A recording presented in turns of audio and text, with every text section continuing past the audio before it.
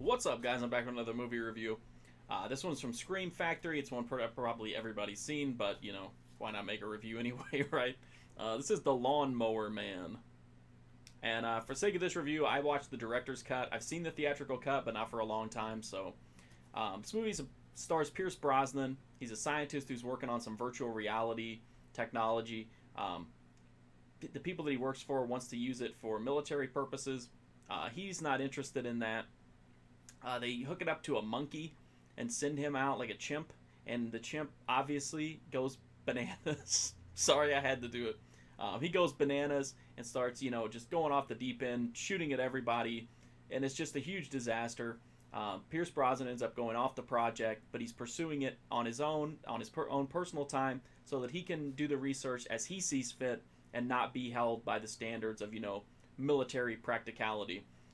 Because of the situation, it's hard for him to find somebody to test it on, but he's going to test it on a local simpleton named Job. Because what's the worst that could happen, right? I mean, he's a human being, but who cares about him, apparently, is what Pierce Brosnan thinks. So once he starts the testing on him, it shifts huge changes in Job. He goes from being kind of like a, very mentally slow person to a super intelligent guy who can seduce women like that. And of course, as in any situation, once he starts to empower Job, he turns into a monster. And the movie deals with, what's going to happen to Job? Is there any way to kind of reel him back in, or is he just gone? And, is this technology just too much for mankind to handle? I think the main thing that I like about this movie is that it's so ridiculous to think of virtual reality as being this incredibly powerful technology that can do all these things. When you think about how long it's been around and how ineffective it is even now, like this video's in 2017.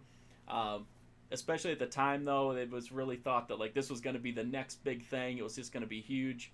I love the special effects in this. Now, don't get me wrong, I'm not a big fan of CGI, but when it is as trippy and bizarre and terrible as it is in The Lawnmower Man, it's hard not to love it. The 90s had some of the worst CGI while they were still working out a lot of the kinks, and the VR sequences in this are absolutely bonkers.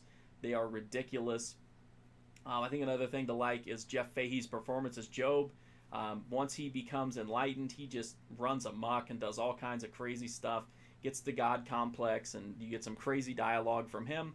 Unfortunately for me anyway, the movie's just a little too serious for how dumb the story is. So it's overly serious. You don't get a lot of fun dialogue or fun over-the-top moments. There's not a lot of violence. There's a couple topless scenes, and that's about it as far as sleaze. But again, for most people, they're probably going to appreciate that because maybe they want a more serious kind of sci-fi thriller, and so they don't want the sleaze in the camp. And I can understand that completely. I still don't think it's a bad movie by any means. I just think it's kind of like a middle-of-the-road movie for me.